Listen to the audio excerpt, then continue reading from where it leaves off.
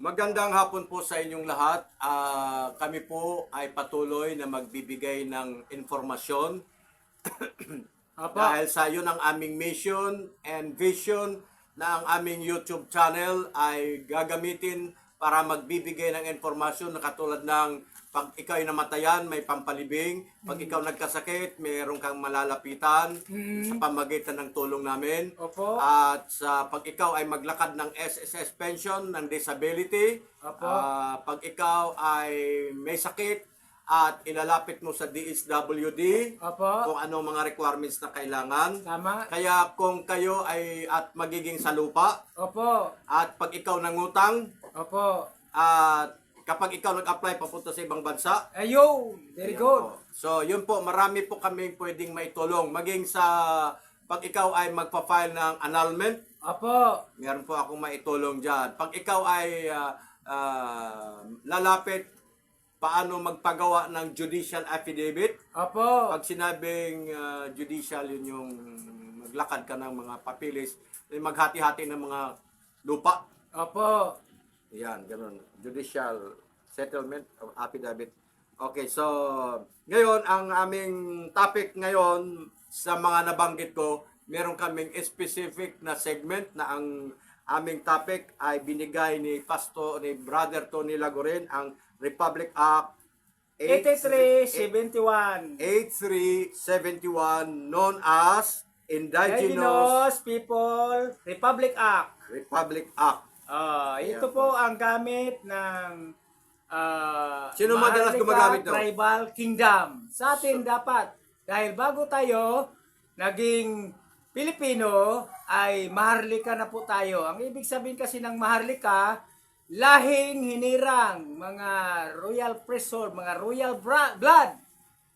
Nasa 1 Peter chapter 2 verse 8 and 9. You are the chosen generation. And dumating lang ang mga Kastila, pinalitan ng Philippines dahil sa kasunduan nila ni Magellan at ni King Charles na anak ni King Philip. Ayan.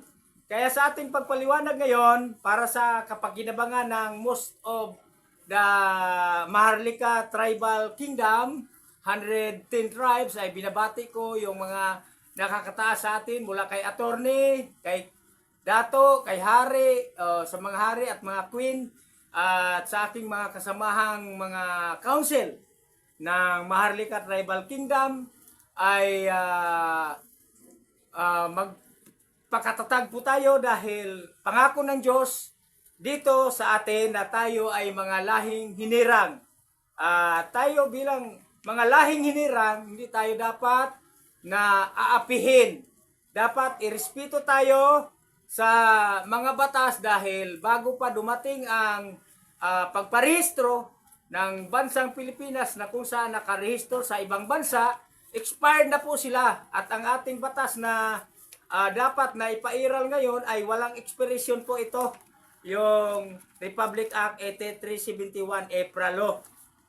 Yan. Ito dapat ang ating ugaliin. Kaya hindi na dapat maapi ang mga Maharlika dahil tayo po ay mga talagang lahing hinirang ng Diyos. Mayroon ka bang ibabatin, kapatid, kaibigan? Kuya Ricardo? O Kuya Edgardo? Ipagpatuloy mo lang ipapaliwanag ang Republic Act 8371. Meron ka pa bang idadagdag? Meron pa pong konti. Nababanggit din dito sa baba na ayon po sa Article 13, Social Justice and Human Rights, Batas Panlipunan at Karapatang Pangtao, ay pwede yan kasi hindi pa expire yan. 1987 lang po yan. Kaya pwede natin gamitin din yan. Yan din ang artikulo na pinanggalingan at hinanguan ng Republic Act 7160, Role of the Local Government Units tungkol sa peace and order. Barangayan at sa lahat po ng mga kapulisan na nagmamahal ng kapayapaan at kaayusan. Kaya lahat ng mga Maharlika Tribal Kingdom ay binabati ko kayo at magpakalakas tayo sa kasanayan at kapilian ng ginagawa sa atin ng Diyos, at ito po paninindigan natin, tataguyod natin na may pagrespeto at may pagrespetuhan sa bawat isa, na kayo namang mga abusado ay binabalaan po kayo na wag ninyo pong gambalain at abusuhin ang mga maharlika, kasi kami po ay mga pinangakuan ng Diyos bilang mga maharlika, lahing mga hinirang po, at hindi naman kami gumagawa ng paglabag sa inyo pong mga karapatan at sa mga karapatan ng iba. Kaya tayo po ay magrespetuhan bawat isa. Yun nga ang sinabi na respect one of you, or respect one another. Okay, ngayon, ang tanong ko sa'yo, sabi mo magbabat-in ako. Opo. Anong pinagkaiba ng Maharlika Fund sa Maharlika ng grupo ninyo? Yan ay wala akong may paliwanag yan, pero ito lang ang ideya kong nakikita. Pag fund kasi na sinasabi, lalabas na lang yan. Ang Maharlika kasi walang pinangako tungkol sa financial o sa funds. Pero lalabas na lang yan. Napakalaking tulong ng unang-una ay malalaman nating makapamuhay pala tayong diretsong lumakad. Hindi tayo nakayuko. Na kung saan ay wala tayong maititingin sa ating kapwa, kundi taas noo tayong naglalakad dahil nirespeto tayo at nagrespeto din tayo sa mga karapatan ng iba. Yan. Okay, so alam mo, ang Maharlika, hindi ito ginagamit sa subdivision. Ginagamit ito sa informal settler. Okay. Aminin mo. Sige, tama ka, kasi karamihan naman ng Maharlika ngayon, inaapi talaga mula pa nung dumating ang mga Kastila. Pero hindi na tayo dapat ngayon mag-aapihan at magpatuloy na mukhang inaapi or maaapi pa, dahil alam na natin na ating mga karapatan. So meron palang maitulong ang mga homeowners association na sumali sa grupo ng Maharlika. Oo naman, dapat lang. Kasi lahat tayo kasi Maharlika, kaya nga 110 tribes. I would like to inform everyone in the community who has an association of the homeowners na pwede kayong mag-inquire, maghanap ng grupo ng Maharlika that will stand firm in your behalf, na hindi kayo basta palayasin at apihin. Opo. Di ba yun yun? Tama po. Opo. Kasi ang Maharlika, ang siya pong tunay na may-ari ng ating bansa bago pa dumating ang mga Kastila. Yan po yung nasa site ng kanilang kwento ng ating mga nakatataas na mga kasamahan sa Maharlika, na si Lacandula, si Lapu-Lapu, nababanggit yun. At ang akin naman babanggitin na sa Bible na ang ating mga kanunuan ay galing sa lahi ni Japhet. At yan ay kung babasahin mo ang Genesis chapter 10, mababasa mo talaga kung saan napunta ang lahi ni Japhet sa mga kapuluan. Wala namang ibang kapuluan kundi sa Philippines o sa Maharlika. Tama po? Tama. Yan. So, kadalasan nga, hindi sa subdivision ang association applicable ang Maharlika. Apo. Applicable siya sa mga informal settlers. Kaya informal kasi yan ay binabatas. Yun yung walang titulo. Yun ang binabatas na ni Dilema, na wag nating isipin at maliitin ang ating kapwa mga Maharlika na tayo ay mga squatter. Walang squatter kundi informal settler nga lang. Informal kasi hindi nagiging formal kagaya ng mga mayayamang mga nangungurakot naman yung karamihan yan. Hindi naman natin alam kung saan galing, sa tama bang bulsa. Tulad ng nabanggit ng ating kaibigan kanina na nagkawalaan ng pera sa Senado, nagkawalaan ng pera sa Kongreso. Kung saan pa yung mga malalaking tao at marami pa, dubli-dubli ang gwardiya doon, bakit nawala? Di ba? Oo nga, no. Dito. Doble-doble ang gwardiya. Tapos ang pera nawawala. Nawawala. Sa Senado, may mga pulis pa. Nasabot pala yung mga gwardiya na yun. Ewan ko. May mga Di blue ba guard gwardiya pa. ka dati? Oo nga. Kasabwat ka pala. Ay, hindi naman. Kasi matagal ako hindi nagwardya. At saka noon, hindi ako na-involve sa mga sabuatan. So kasabwat pala yung mga gwardiya na yun. Kaya nga hindi ako yumaman at kung yayaman ka man sa maling pamamaraan, sisingilin ka rin ng Diyos sa ibang kaparaanan para Okay, ganito. magkabagbayan. Huwag na tayong lumayo kasi Sige, punta tayo, Marlica. nagbibiyahe ka pa sa inyong lugar na kung saan naglalakad. Oo. Lakad lang po siya ng lakad. Kaya kung sino man sa inyong anak ni Eva, bigyan nyo naman ng motorsiklo ito si Pastor Tony Ay, Lagorin. salamat naman Kuya Edgar. Oh, ang galing bait mo.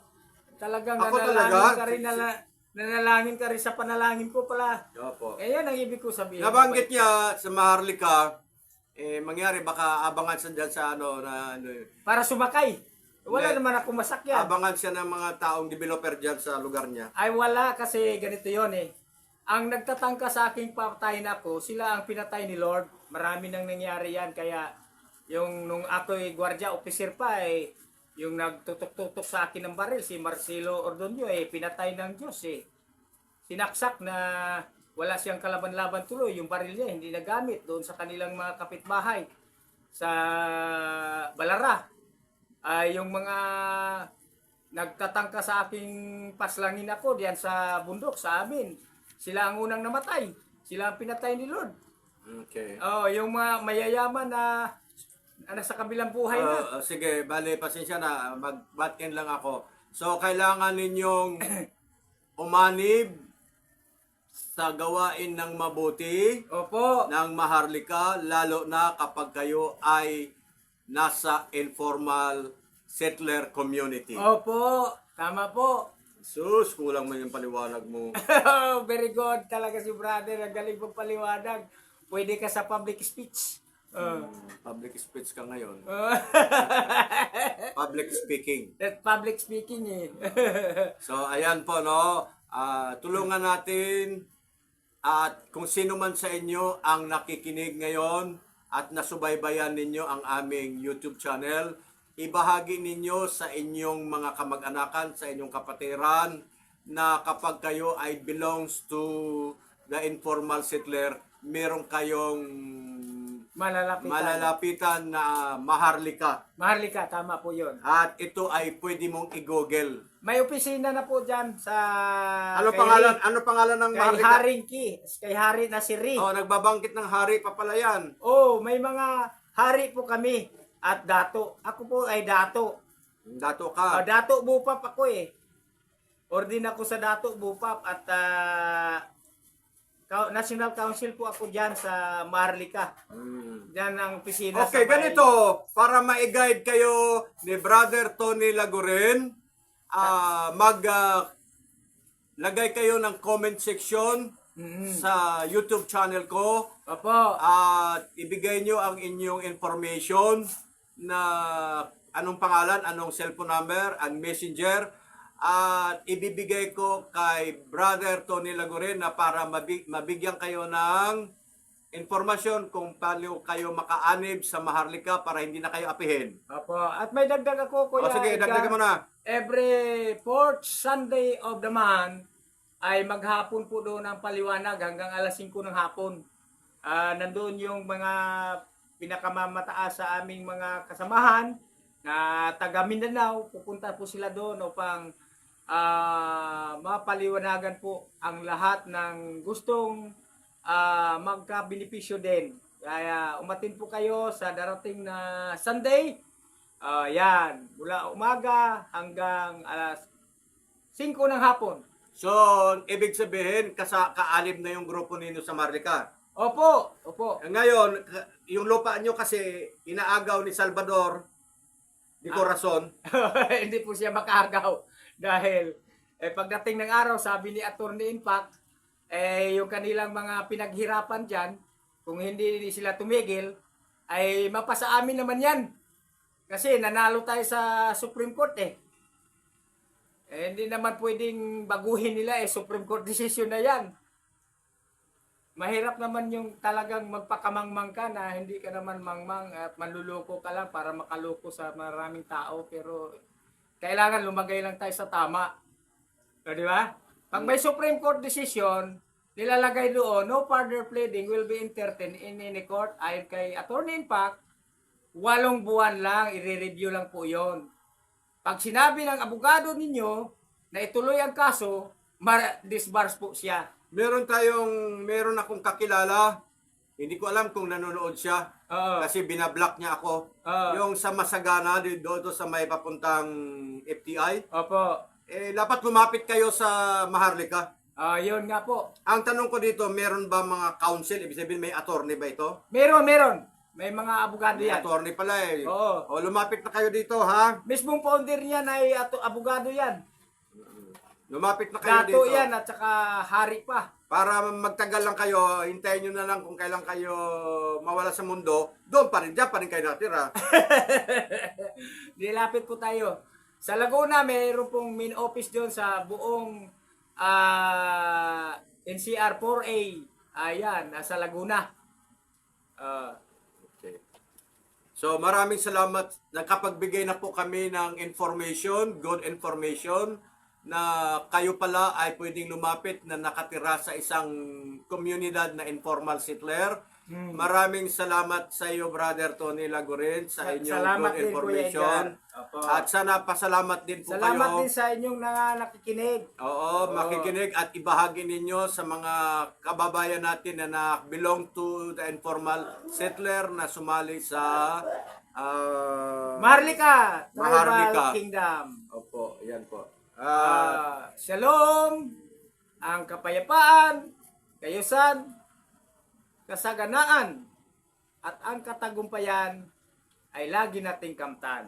Okay. Ipagpatuloy natin sa panibagong segment. Hindi na muna. Huwag na ba't may pang-binis ka pa? Ito na lang. Okay. Ito. Sige. Magandang hapon po sa inyong lahat. Maayong hapon sa inyong tanan. Good afternoon, every one of you. Yes. At pagbati namin sa inyo sa Tagalog ay magandang hapon, at sa mga anak ni Eva ng Mga Israelita. Muslim muna. Sa mga Muslim ay Assalamualaikum. Assalamualaikum. Maalaikumsalam. Oh, yeah. Sa Israel. Anyong hasiyo sa Israel ay Erev Tov. Okay. Panghapon po 'yon, Erev Tov. Okay. Sa mga Hapon ay arigato. Arigato pa rin. Okay. Sa Bicol, Sa Bicol ay marahay hapon inyo tigabos. meron pa ba? Sa mga Bisaya ay nabati Sa tayo hapon, siguro. sa hapon. Mayong hapon kaninyong tanan. Sa hapon. Hapon. Hindi hapon. Hapon. Hapon. Hapon. Hindi. Ayan ang ibig Hapon. Mayong hapon kaninyong Sa Japan, tanan. sa Japan. Sa Bisaya at saka sa Mindanao, pareho Sa istorya. Japan. Sa Japan. Oo. Sa Japan naman Arigato. ay arigato. Okay, patuloy po kami nagbibigay ng informasyon. I would like to share this to the company of the YouTube that we always wanted to give information to the public. Yes, we would like to that. We would like always to give information to the public Yes. na how the public will learn something from us. That's right. And just like I have mentioned that we always help those people having a problem of their hospital bill. Problema sa mga hospital. Oo. Walang pang bayad. And people who have a problem of the funeral. Problema sa mga Pampalibing. punerarya, pampalibing. Okay. People having a problem of their ailment. Problema sa kanilang mga karamdaman. Problema of those people who are now already 60 years old. Problema sa mga taong sa 60 anyos na hindi pa nakatanggap ng kanilang mga pensyon. Pensyon. Tama ba? Ayan po. And siyempre, annulment and everything. Ah. And research about the land Tungkol sa lupa, and annulment. annulment. Okay, yan. now let us focus on this segment. Okay. SSS pension. Ayan po ang ating segment ngayon, SSS Pension, Social SSS. Security System. Oo. Ayan. SSS pension. Oh, kaya kayong mga wala pang SSS na 18 years old, magpamimber na po kayo kasi maganda po yan. Ako po ay marapit na po sa biyaya ng Diyos magpensyon. Kailan? Sa July 6, birthday ko po yun. Nawa naman ay ma-process na yung pina-process ko po kay Dr. Basalio na siya po ay abogado rin, hindi lang nakapag-bar ang aking birth certificate para makapagpensyon na sa edad 60 years old. This coming July 6, 1964 ako po, mga Okay. kaibigan. Huwag na tayong lumayo. Sige Diyan po. na lang muna sa'yo. Sige. Itong darating na July, magpipensyon ka na. Dapat lang. Alam mo ba kung anong mga requirements na kailangan? Ayun nga, number 1, birth certificate. Birth certificate, ano pa? Siyempre, Valid ID. Valid ID. SS number, SS number. ano pa? Yung contribution mo. Kung Contribution. nakaabot ba ng 120 o pataas, mas maganda kasi hindi ka rin maging qualified kapag hindi nakaabot. Ang mangyari noon, lansam lang yun, lansam. Opo. Ano pa? Wala na? Ang alam ko, yun lang